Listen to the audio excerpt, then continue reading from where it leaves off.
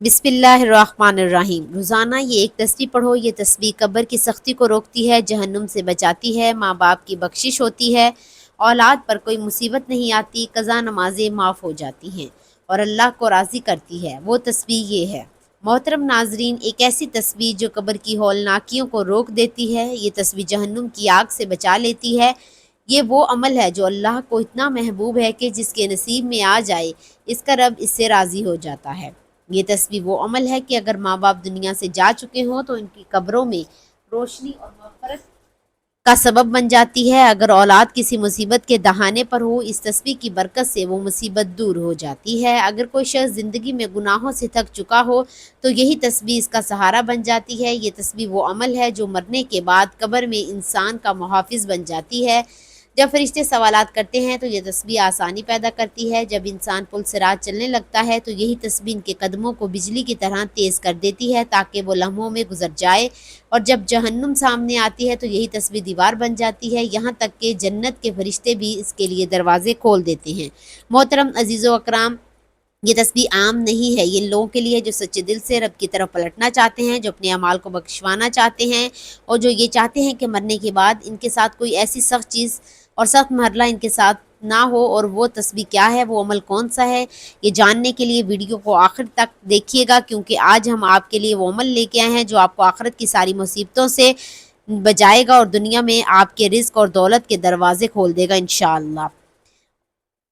تنگی ہو اور ہم اسے قیامت کے دن آندھا اٹھائیں گے۔ معلوم ہوا کہ ذکر سے غافل ہونا اندھی زندگی ہے اور ذکر الہی اختیار کرنا روشنی ہے، اور وہ جو بند چاہتا ہے کہ قبر میں روشنی ہو، پل صراط پر آسانی ہو، جنت میں جگہ ہو، تو زبان کے ذکر سے اللہ کے ذکر سے تر رکھیں۔ حضرت معاذ بن جبل رضی اللہ تعالیٰ عنہ فرماتے ہیں کہ نبی کریم صلی اللہ علیہ وسلم نے فرمایا، کوئی عمل ایسا نہیں جو جہنم سے زیادہ نجات دینے والا ہو سوائے اللہ کے ذکر کے۔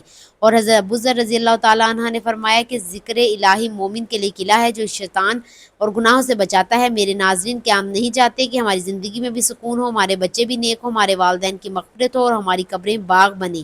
کیا ہم نہیں چاہتے کہ سب چھوڑ جائیں اور اللہ تعالیٰ ہمارا ساتھ دے؟ آؤ اس تسبیح کو اپنائیں، اس دل سے اپنائیں، صرف زبان کا نہیں بلکہ دل اور عمل کا بھی ذکر کریں۔ اسی لیے قرآن کہتا ہے کہ پس میرا ذکر کرو، یاد رکھو، میں تمہیں یاد رکھوں گا۔ جب بندہ اللہ کو یاد کرتا ہے تو اللہ اسے یاد کرتا ہے، اور جسے اللہ یاد کرے اس پر مصیبت کا سایہ نہیں رہتا۔ میرے ناظرین، صحابہ اکرام رضوان اللہ علیہ اجمعین کی زندگیوں پر غور کریں تو پتہ چلتا ہے کہ صرف نماز گزار نہیں تھے بلکہ ہر وقت ذکر میں رہتے تھے۔ حضرت بلال رضی اللہ تعالیٰ عنہ کو اذان کی خدمت ملی کیونکہ ان کا دل ذکر سے بھرا ہوا تھا۔ محترم ناظرین، وقت کی نزاکت کو مد نظر رکھتے ہوئے آئیں چلتے ہیں آج کے وظیفے کی جانب۔ دن بدن دل سخت ہوتے جا رہے ہیں، رزق میں برکت اٹھتی جا رہی ہے، گھروں میں سکون نہیں، قبروں میں روشنی نہیں، دعاؤں میں اثر نہیں، اور ہم پھر بھی غافل ہیں۔ ہم میں سے کتنے لوگ ہیں جو یہ چاہتے ہیں کہ ان کے والدین کی مغفرت ہو، ان کی قبریں جنت کا باغ بن جائیں، ان کی زندگی سکون سے بھر جائے، قیامت کے دن ان کا پل صراط سے گزرنا بجلی کی طرح آسان ہو جائے، اور موت کے بعد جب اندھیری رات ہو، قبر تنہا ہو، کوئی ساتھ نہ ہو، تو صرف اللہ کا ذکر ہمارے ساتھ آئیں۔ تو آئیں جاننے کے لیے اس بابرکت تسبیح کے بارے میں۔ یہ تسبیح کس وقت کی پابندی نہیں، نہ کسی خاص جگہ کی حاجت ہے۔ اس کو آپ چلتے پھرتے، اٹھتے بیٹھتے، نیند سے جاگتے سوتے وقت یا نماز کے بعد بھی جہاں آپ کو وقت ملے آپ پڑھ سکتے ہیں۔ بس نیت صاف ہو، اللہ کی طرف جھکا ہوا توجہ ہو، اللہ پر یقین ہو، انشاءاللہ یہ تسبیح ہماری زندگی کو بدل دے گی۔ سب سے پہلے نبی کریم صلی اللہ علیہ وسلم کی خدمت میں درود پاک کا نذرانہ پیش کرنا ہے، کیونکہ ہر نیکی کی ابتدا درود سے ہوتی ہے۔ میرے ساتھ حصول ثواب کے لیے درود ابراہیمی ایک بار پڑھ لیں۔ اللہم صلی علی محمد وعلی آل محمد کما صلیت علی ابراہیم وعلی آل ابراہیم انک حمید مجید۔ اللہم بارک علی محمد وعلی آل محمد کما بارکت علی ابراہیم وعلی آل ابراہیم انک حمید مجید۔ اب آپ نے ایک تسبیح کرنی ہے، یعنی 100 مرتبہ تیسرے کلمے کا ورد کرنا ہے، جو کہ یہ ہے: سبحان اللہ والحمد للہ ولا الہ الا اللہ واللہ اکبر ولا حول ولا قوۃ الا باللہ العلی العظیم۔ اس کلمے کے اندر اللہ کی پاکیزگی، شکر گزاری، توحید اور کبریائی جمع ہے۔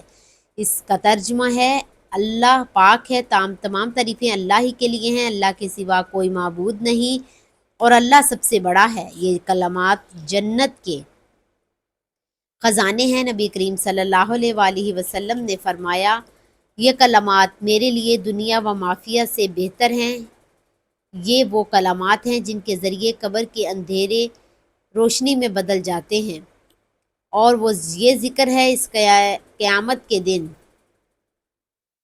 میزان میں وزن بھرایا جائے گا۔ جو شخص اس کو 100 مرتبہ پڑھے گا، اللہ اس کے والدین کی قبریں روشن فرما دیتا ہے، اس کے رزق میں برکت عطا فرماتا ہے، اور سب سے بڑھ کر یہ اللہ سے عاجز ہو جاتا ہے۔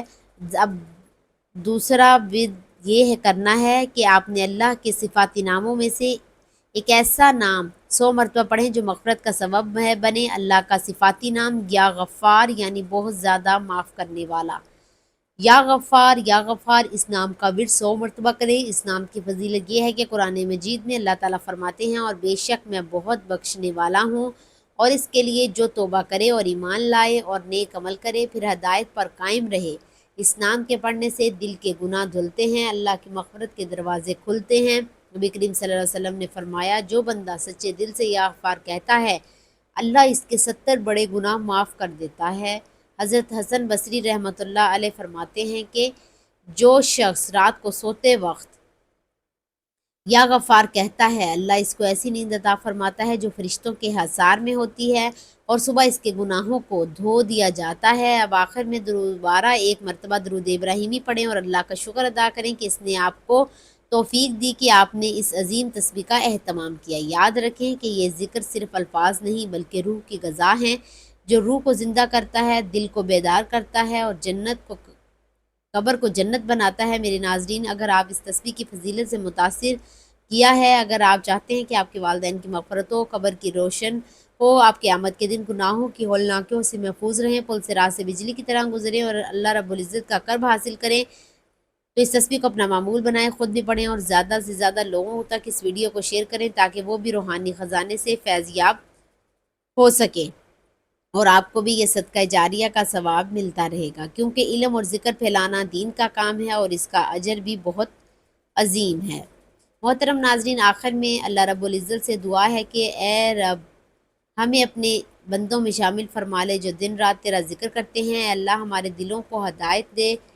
اے اللہ، ہمارے والدین پر رحم فرما، ان کی قبروں کو نور سے بھر دے، ان کے گناہوں کو معاف فرما، اور ان کے درجات بلند فرما، ان پر قبر نہ عذاب نہ نازل دے۔ اے اللہ، جس طرح ہم نے ان کی زندگی میں خدمت کی کوشش کی، اسی طرح ان کی بخشش کی التجا کرتے ہیں۔ اللہ، ان کے صدقے ہمارے نیک اور فرمانبردار اولاد بننے کی توفیق دے۔ پروردگار، ہمیں قیامت کی ہولناکیوں سے محفوظ فرما۔ سورج سروں پہ ہو جب ماں اپنے بچے کو بھول جائے، جب ہر انسان نفسا نفسی میں ہو، تو اس دن ہمارا دامن اپنے کرم سے بھر دے۔ اے اللہ، ہمیں قبر عذاب سے بچا، اندھیری کوٹھڑی سے بچا۔ اے رب، ہمیں ایسا ذکر عطا کر جو اس اندھیرے میں چراغ بن جائے۔ اے اللہ، ہمیں پلسرات سے بجلی کی طرح گزار دے، ہمیں جہنم کی لپٹ سے بچا لے، ہمیں جنت الفردوس میں اپنے حبیب صلی اللہ علیہ وسلم کا ساتھ نصیب فرما، اور ہمیں ان لوگوں میں شامل فرما جو تیرے محبوب بندے ہیں، آمین۔ محترم ناظرین، آخر میں آپ سے گزارش ہے کہ اللہ تعالیٰ کے بابرکت ناموں میں سے کوئی ایک نام کمنٹ سیکشن میں ضرور تحریر فرما دیجئے گا۔ اللہ رب العزت ہم سب کا حامی و ناصر ہو، آمین۔ جزاک اللہ خیر۔